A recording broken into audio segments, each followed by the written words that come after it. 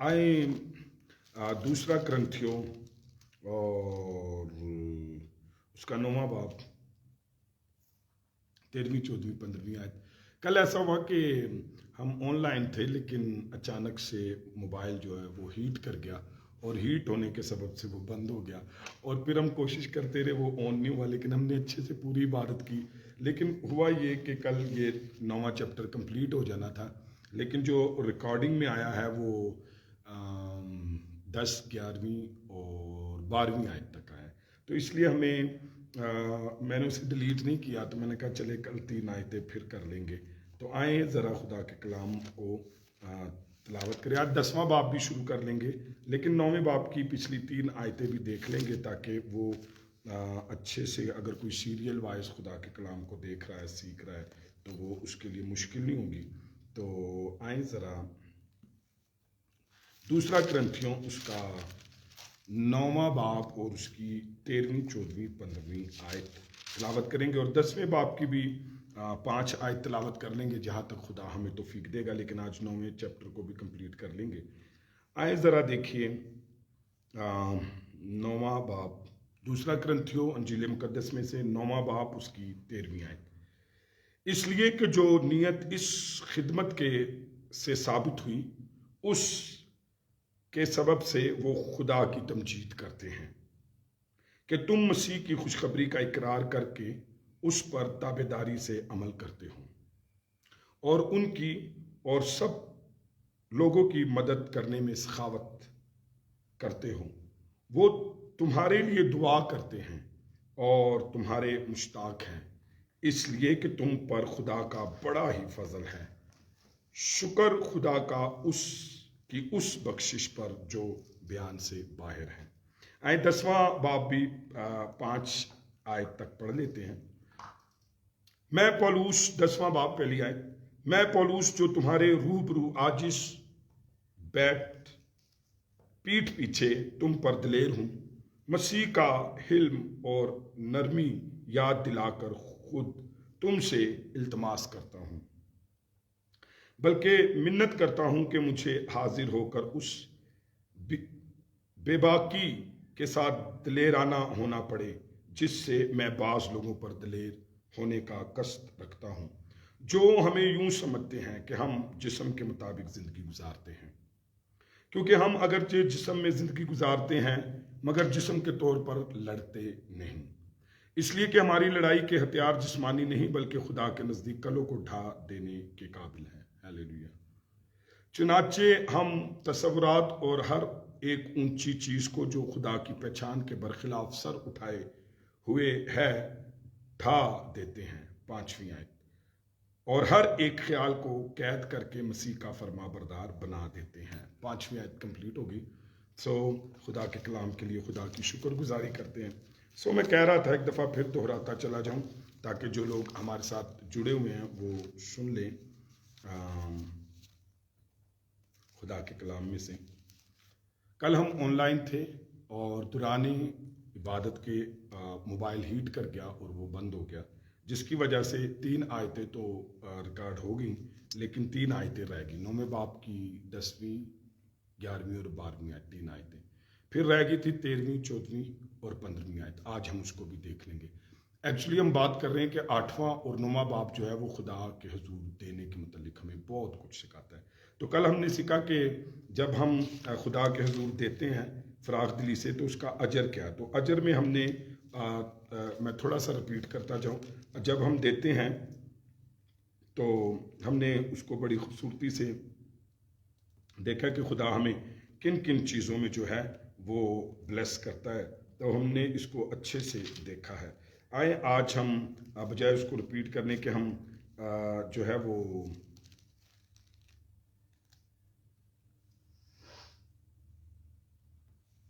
10वीं आयत में हमने सीखा था कि जब आप बीज बोते हैं तो फिर आपको अजर में क्या मिलता है, और भी बीज बोने के लिए खुदा और ज़्यादा तौफीक देता है कि आप ज़्यादा बो सकें। फिर जब आप बोते हैं तो खुदा आपको रोटी जो है वो बाहम पहुंचाता है, खाने के लिए, बोने के लिए भी देता है और ज़्यादा बोने के लिए भी देता है और फिर खाने के लिए भी आपको बाहम पहुंचाता है। ये अजर में आपके। फिर इससे अलावा آپ کی جو ہے وہ ترقی خدا آپ کو دیتا ہے، آپ ترقی کرتے ہیں، پروموشن آپ کی ہوتی ہے دینے کے وسیلہ سے۔ پھر صرف فائنینشلی نہیں، ایک اور برکت ہے کہ 10ویں آیت میں لکھا ہے راست بازی کے پھلوں کو بھی خدا بڑھاتا ہے، اسپرچول بھی آپ گروتھ کرتے ہیں۔ تو یہ ہم نے دیکھا۔ پھر 11ویں آیت میں ہم نے دیکھا کہ پھر ہر چیز افراد سے جو ہے وہ بڑھنے لگتی ہے، پھر سخاوت ہونے لگتی ہے، پھر خدا کی شکر گزاری جو ہے آپ کرنے لگتے ہیں جب خدا آپ کو بلیس کرتا ہے، ترقی دیتا ہے، بڑھاتا ہے۔ تو یہ ہم نے 11ویں آیت میں دیکھا۔ تو 12ویں آیت میں ہم نے یہ دیکھا کہ بڑی شکر گزاری ہوتی ہے جب احتیاج رفع آتی ہے۔ 13ویں آیت پر ہم ذرا غور کرتے ہیں۔ تو 13ویں آیت کو انڈرلائن کیجئے، جہاں پر اتنی ساری باتیں ہوتی ہیں، ایک دینے سے ایک اور اجر آپ کو ملتا ہے کہ دوسرے کے اوپر ثابت ہوتا ہے۔ انڈرلائن کرے ثابت۔ کرنتھیوں کی خیرات سے کئی اور فائدے بھی ہوں گے، اور ایک تو یہودیوں کے مسیح پر ثابت ہو جائیں گے، یہودیہ کے مسیحوں پر کیا ہوگا؟ ثابت ہو جائے گا کہ غیر قوموں میں سے ان ایمان لانے والوں کی زندگیاں واقعی ہی مسیح کا کام ہوا ہے۔ دیکھیں، دینے سے آپ ثابت کرتے ہیں کہ آپ کی زندگی میں مسیح کا کام ہوا ہے۔ مثال کے طور پر دیکھیں، مسیح نے، اور اگر آپ خدا کو دیکھیں تو اس نے ہمیں صرف دیا ہی ہے، اور اگر یسوع مسیح کو دیکھیں تو اس نے اپنی جان اور اپنے خون کا ہر ایک قطرہ ہمیں دیا، اور جب آپ دیتے ہیں تو آپ کے حقیقی مسیحی ہونے کو بھی یہ ثابت کرتا ہے۔ تو جب وہ دیں گے تو یہودی چونکہ سمجھتے تھے کہ ہم جو ہیں اسرائیل سے ہیں اور تو ہم نے مسیح کو قبول کیا، ہم جو ہیں حقیقی مسیح ہیں، لیکن وہ غیر قوموں پر شک کرتے تھے۔ تو لیکن جب کرنتھیس کی کلیسیا اسے دے گی تو یہاں پر لکھا ہے ثابت ہو جائے گا۔ تو دینا جو ہے وہ ثابت کرتا ہے آپ کا مسیح کی محبت کو، ثابت کرتا ہے دوسرے کے اوپر۔ تو یہ بھی ایک اجر ہے۔ تو 9 مریدوں کے بارے میں جو زبردست وہ شک رکھتے تھے، وہ ان کو حقیقی مسیحی نہیں گردانتے تھے، مگر یہ خیرات اور مہربانی ان کے لیے ثبوت ہوگی کہ کرنتھیوں کا ایمان اصلی اور پکا ہے۔ جب آپ دیتے ہیں تو پھر آپ اصلی اور پکے لگتے ہیں۔ تو میں نے پہلے بھی بتایا آپ کو کہ نہ دینا ایک بہت بڑی پیچھے جتنی بلیسنگز میں نے آپ بتایا، یہ خطرناک حالت ہے۔ آپ جب نہیں دیتے تو آپ کو دینے کی توفیق نہیں ملتی، پھر جب آپ نہیں دیتے تو آپ کی پروموشن نہیں ہوتی، جب آپ نہیں دیتے تو آپ اسپرچول طور پر ترقی نہیں کرتے، جب آپ نہیں دیتے تو آپ کو باہم روٹی نہیں ملتی، جب آپ نہیں دیتے تو آپ کی زندگی کے اندر شکر گزاری پیدا نہیں ہوتی، جب آپ نہیں دیتے تو آپ کے پاس افراد سے نہیں ہوتا۔ تو یہ ساری چیزیں جب آپ نہیں دیتے تو آپ کسی پر پروف نہیں کر سکتے کہ آپ مسیح سے پیار کرتے ہیں اور آپ مسیح کی خاطر ایسا کرتے ہیں۔ ایک اور چیز، اور مسیح کی خوشخبری نے اخیا میں جو کام کیا ہے وہ خدا کی تمجید کرے۔ اچھا، ایک اور چیز، جب آپ دیتے ہیں تو اخیا جو ہے وہ کرنتھس کے علاقے کو کہا جاتا ہے۔ تو اب جب آپ دیتے تو یہاں ایک اور بات لکھی کہ مسیح کی خوشخبری اخیا میں جو کام کیا ہے وہ خدا کی تمجید کریں گے۔ اچھا، جب آپ دوسرے کو دیتے ہیں، آپ کو پتہ ہے جب آپ کسی کی مدد کرتے ہیں خداوند کے گھر کے طور سے، خداوند کی حضوری سے، تو اس کے اندر بھی شکر گزاری پیدا ہوتی ہے۔ ٹھیک ہے، دیکھیں، جب خدا آپ کو زیادہ بیج بونے کی طاقت دیتا ہے، میرے پچھلے میسج میں آپ اس کو اچھے سے سیکھ لیں گے، جب آپ دینا سیکھتے ہیں خدا آپ کو زیادہ دینا سکھاتا ہے، پھر اس کے بعد آپ کی ترقی ہوتی ہے، پھر آپ کی یہ ساری بائبل کی باتیں میں 10ویں 11ویں 12ویں آیتوں کی باتیں بتانا، پھر آپ کی اسپرچول گروتھ ہوتی ہے، پھر آپ کے پاس ہر چیز افراد سے ہوتی ہے، آپ کی پروموشن ہوتی ہے۔ جب یہ سارا کچھ ہوتا ہے تو پھر آپ بھی شکر کرتے ہیں ان ساری چیزوں کو دیکھ کر، آپ کے اندر بھی شکر پیدا ہے۔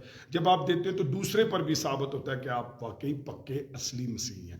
پھر اس کے بعد دوسرے کو جب آپ دیتے تو وہ بھی خدا کی تمجید کرتا ہے۔ آپ سوچیں، جب چرچ کے تھرو کسی کو ملتا ہے کوئی برکت، اور تو وہ بھی خدا کی تمجید کرتا ہے۔ تو دینا آپ کی زندگی میں بھی شکر گزاری کو لے کر آتا ہے، تو دوسرے کو بھی خدا کی تمجید کرنے کا موقع دیتا ہے۔ کرنتھیوں کی سخاوت کے لیے بھی خدا کی تمجید اور شکر گزاری کریں۔ لازمی بات ہے، جس چرچ سے خدا کسی کو بلیس کرتا ہے تو وہ بھی خدا کی کیا کرتے ہیں؟ شکر گزاری کرتے ہیں۔ تو اسی لیے دینا یہ ان برکت کے ساتھ یہ بھی کرتا ہے کہ دوسرے پر ثابت بھی کرتا ہے، دوسرے کو تمجید کرنے کا بھی موقع دیتا ہے، اور دوسرے کو شکر گزاری کرنے کا بھی موقع دیتا ہے۔ ہیلیلویا! آئیں 14ویں آیت دیکھیں. صرف یہی نہیں، دو اور فائدے بھی ہیں. تو ذرا کیا پڑھیں. کرنتھس سے یروشلم کے لیے خراب کے باعث یہودی مسیح کرنتھیوں کے مشتاق ہوں گے، ہے نا، مشتاق.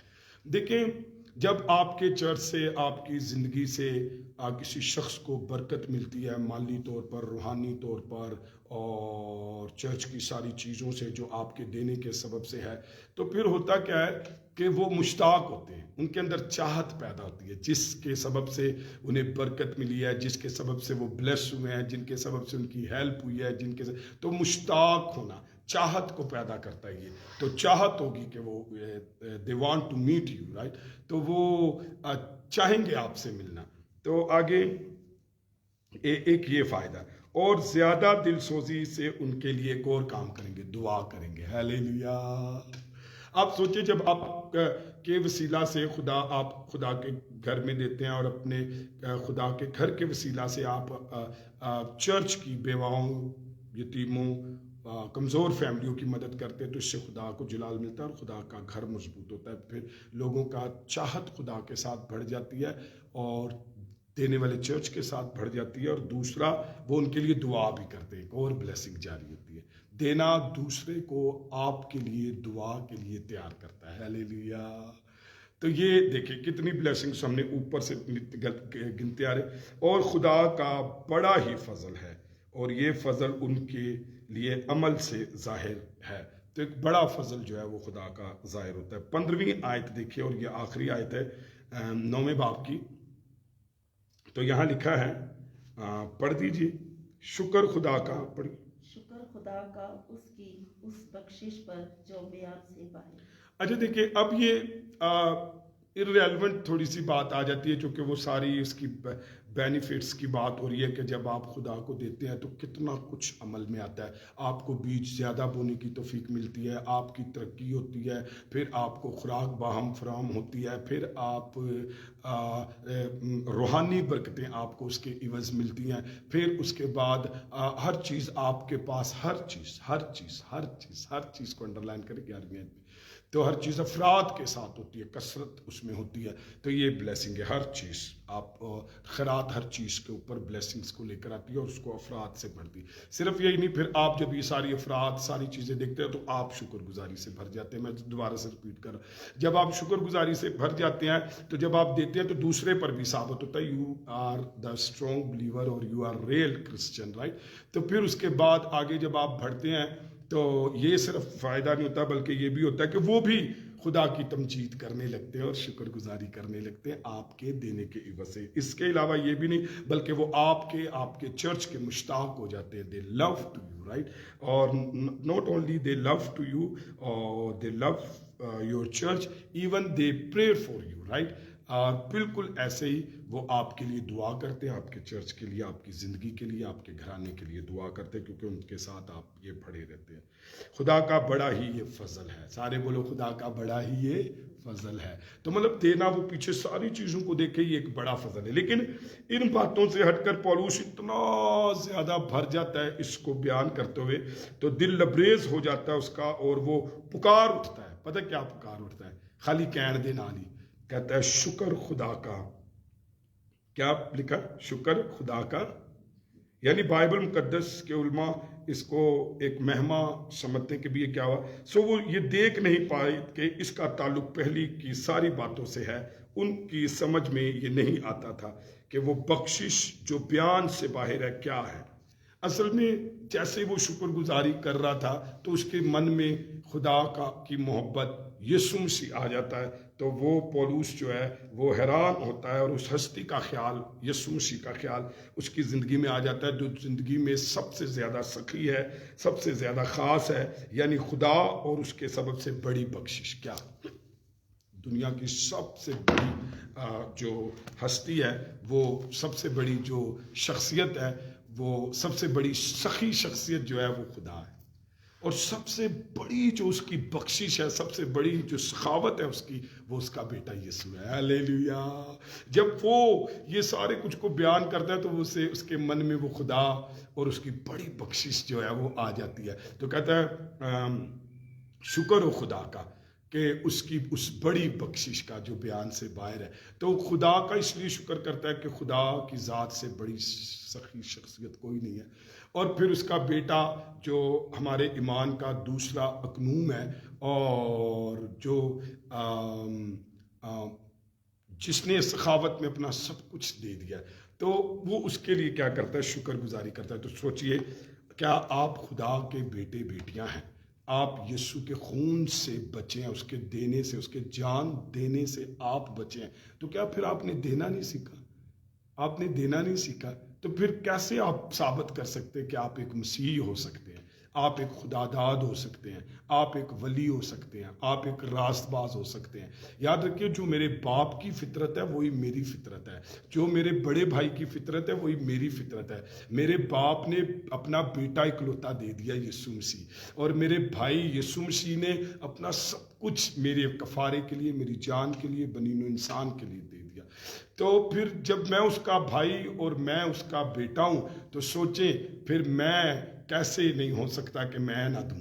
اس لیے آپ خدا کو فراخ دلی سے دینا سیکھیے، تو آپ کی زندگی میں یہ ساری بلیسنگ آئیں گی. آئیں ذرا دیکھیے ایک اور بات کو دیکھیے، اور وہ 10واں باب شروع کرتے ہیں. رائٹ، 9واں چیپٹر ہمارا کمپلیٹ ہو گیا ہے. خدا کی شکر گزاری کرتے ہیں. 8ویں اور 9ویں باب پر میرا بڑا جی ہے کہ خداوند مجھے توفیق دے آئندہ آنے والے دنوں میں I want to preach in church اور everywhere. Lord will give chance to me, then I will must preach there, because actually Holy Spirit is putting in my heart about this, because this is the need of the church. Church do not know about giving about this type. Why we are give to Jesus Christ, right? تو اس کو ہم دیکھیں گے. آئیں 10ویں باب کو دیکھتے ہیں. تو 10ویں باب میں ذرا تھوڑا سا سن لیجئے کہ 10ویں باب سے 13ویں باب تک، 10ویں باب سے 13ویں باب تک پولس اپنی رسالت کا دفاع کرتا ہے. رائٹ، کیا کرتا ہے؟ دفاع کرتا ہے، روکتا ہے، اور جو حملے اس کی رسالت پر ہو رہے ہیں اس کو کیا کرتا ہے؟ اس کو روکتا ہے. لڑتا نہیں ہے، روکتا ہے.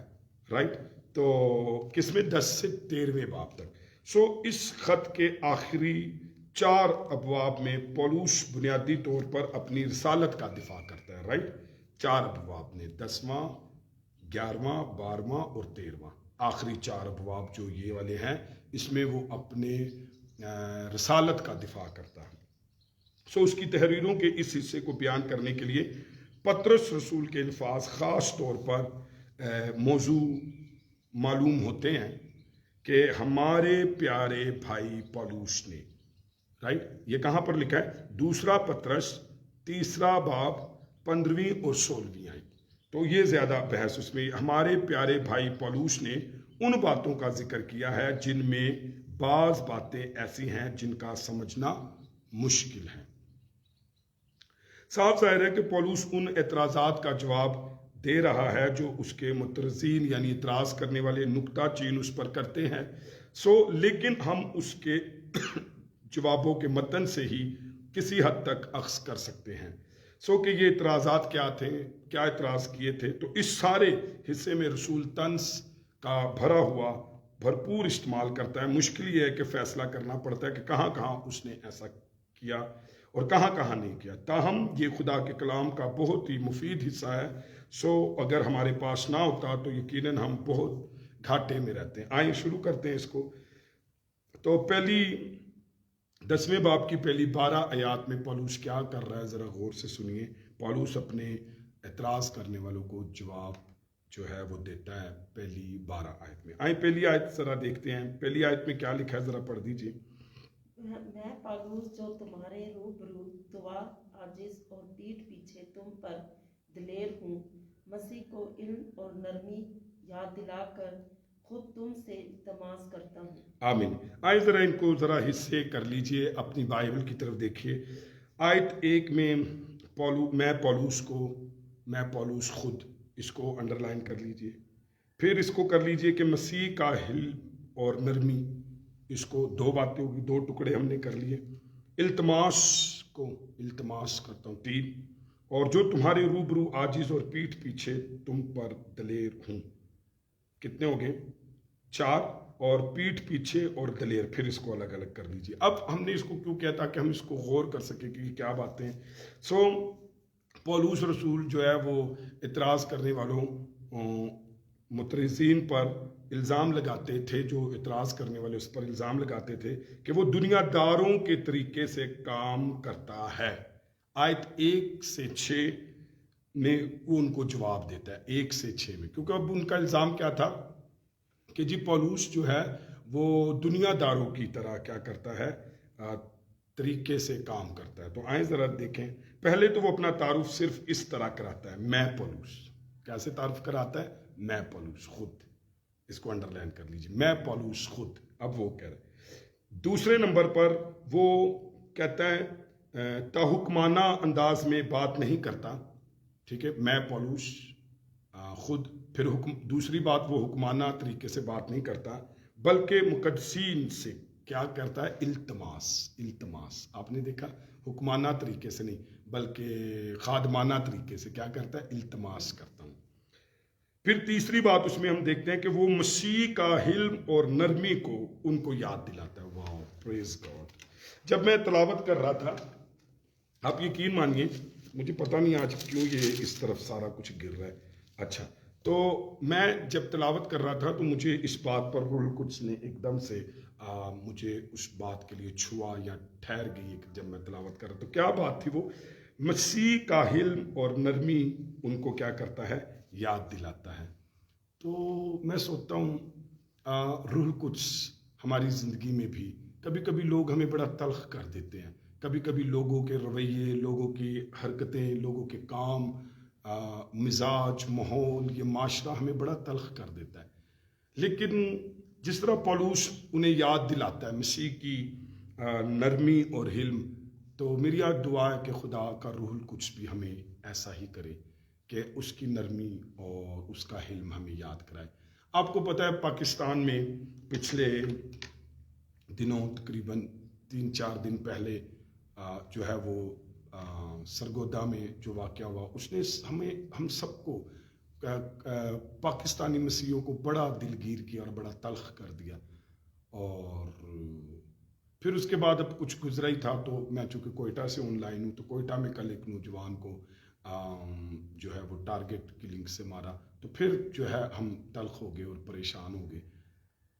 لیکن مسیح کی نرمی اور مسیح کا حلم روح القدس ہمیں یاد کراتا ہے، کلام ہمیں یاد کراتا ہے. خدا کے خادم جب بولتے ہیں تو وہ یاد کراتے ہیں. تو اسی طریقے سے پولوس کہتا ہے کہ جو تیسری بات انہیں یاد کراتا ہے کہ مسیح کا حلم اور نرمی ان کو یاد دلاتا ہے اور اس کی بنیاد پر التماس کرتا ہے. سو جب یہ ہمیں یاد آتا ہے تو آپ یقین مانیے ہم حلیم ہو جاتے ہیں، ہم ترس کھا جاتے ہیں اور ہم ٹھہر جاتے ہیں. لیکن حالانکہ یہ معاشرہ، یہ جہان ہمیں تلخ کرتا ہے اور اس کے حالات ہمیں تلخ کرتے ہیں. ملک کے اندر ہم اپنے ملک سے پیار کرتے ہیں، لیکن اس ملک میں رہ کر بہت ساری تکلیفیں ہمیں، تو بھی مسیح کا پیار، مسیح کی نرمی ہمیں جو ہے وہ نرم ہونے کے لیے مجبور کر دیتی ہے. کہتا ہے میں تمہیں التماس کرتا ہوں اور میں تمہیں مسیح کی حلیمی اور نرمی یاد کراتا ہوں. تو پینگے خادم ہوتے ہوئے آپ کو نہیں پتا، میں بھی اسی معاشرے میں رہ رہا ہوں اور بہت سارے لوگوں کو کلیسیا کے اندر فیس کرتا ہوں.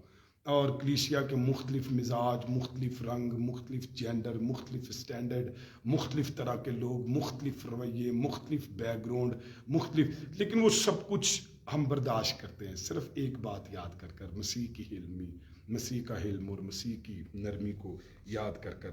اور ہمیں التماس جیسے پولوس کرتا ہے کرنتھس کی کلیسیا کو، روح القدس بھی ایسے ہی ہمیں جو ہے وہ قائل کر دیتا ہے اور پھر بہت ساری چیزوں کے لیے ہم کیا کرتے ہیں؟ برداشت کرتے ہیں. سو بے شک وہ خداوند یسوع کی زمینی زندگی کے دوران اس کے طرز عمل کو یاد کرتا ہے. تو اور اتفاق سے یہ نجات دہندہ کی دنیاوی زندگی کے بارے میں پولوس کے محدود چند حوالوں میں سے ایک ہے. عام طور سے رسول مسیح کی بات کرتا ہے تو آسمان پر جلال کو پہنچنے اور خدا کے دائنے ہاتھ موجود ہستی کے طور پر کرتا ہے. اگر آپ کو پولوس رسول کو آپ دیکھیں نا تو ہمیشہ وہ آسمان پر، جلال پر، یسوع کو باپ کی داہنی طرف جو ہے وہ اس کو بیان کرتا ہے، لیکن چند محدود حوالے اس کے ہیں جب وہ اس کی زمینی زندگی کی نرمی کو یاد کراتا ہے۔ میں آپ کو بتاؤں دنیا میں کرسچن بہت پولائٹ ہے، کرسچن بہت حلیم ہے، کرسچن معاف کرنے والا ہے، کرسچن شکر گزاری کرنے والا ہے، کرسچن جو ہے وہ اندر کی خوشی سے خوش ہونے والا ہے، کرسچن دینے والا ہے، کرسچن ورشپ کرنے والا ہے، کرسچن جو ہے وہ یہاں پر مسافر اور پردیسی ہوتا ہے۔ تو یہ سب کچھ مسیح ہمیں سکھاتا ہے، تو وہ اس کی زمینی زندگی کو کیا کرتا ہے؟ یاد دلاتا ہے۔ دلا کر تو اپنا مزید بیان کرتے ہوئے پولوس کہتا ہے، میں جو تمہارے روبرو عاجز اور پیٹھ پیچھے تم پر دلیر ہوں۔ تو صاف ظاہر ہے کہ یہاں وہ طنز کر رہا ہے، اس کے اصل میں جو اعتراض کرنے والے یا الزام لگانے والے تھے وہ لوگوں کے سامنے بزدل مگر ان کی پیٹھ پیچھے شیر کی طرح دلیر ہوتا ہے۔ وہ کہتے تھے کہ اصل میں وہ پولوس کے بارے میں کہتے تھے کہ اس کی دلیری خطوط میں اس کے باروب اور تاحکمانہ انداز سے ظاہر ہوتی ہے۔ تو دوسری آیت دیکھیں، پڑھ دیجیے ذرا دوسری آیت، لکھا ہے بلکہ منت کرتا ہوں بلکہ منت کرتا ہوں کہ مجھے حاضر ہو کر اس بے باکی کے ساتھ دلیر نہ ہونا پڑے جس سے میں بعض لوگوں پر دلیر ہونے کا قصد رکھتا ہوں، جو ہمیں یوں سمجھتے ہیں کہ ہم جسم کے مطابق زندگی گزارتے ہیں۔ اب ذرا آیت پہلی آیت کے پہلے حصے سے منسلک ہے کہ وہاں اس نے التماس کرنے کا ذکر کیا تھا، مگر اس نوعیتی بیان نہیں کی تھی کہ یہاں وہ وضاحت کرتا ہے کہ بلکہ منت کرتا ہوں، کیا کرتا ہوں؟ التماس کرتا ہوں، بلکہ منت کرتا ہوں کہ مجھے حاضر ہو کر اس بے باکی کے ساتھ دلیر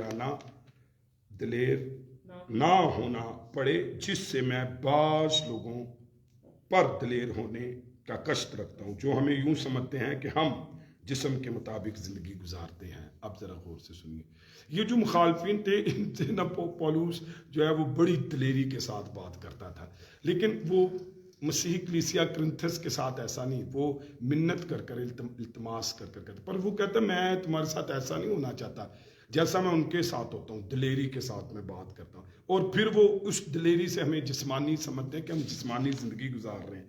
وہ کرنتھس کے ساتھ اس طرح دلیر نہ ہونا چاہتا تھا جس طرح ان افراد پر دلیر ہونے کا قصد رکھتا تھا جو اس پر جسم کے مطابق زندگی گزارنے کا الزام لگاتے تھے۔ اب سوچیں آپ کہ پولوس پر وہ جسم کے ساتھ زندگی گزارنے کا الزام لگاتے تھے، تو پولوس کہتا ہے بس میں تو منت کرتا ہوں اور مجھے ایسا نہ کرنا پڑے کہ میں جس طرح ان کے ساتھ دلیرانہ بات کرتا ہوں تمہارے ساتھ نہ ایسا کرنا پڑے، کن کے ساتھ؟ جو مجھ پر جسم کے ساتھ زندگی گزارنے پر الزام لگاتے ہیں۔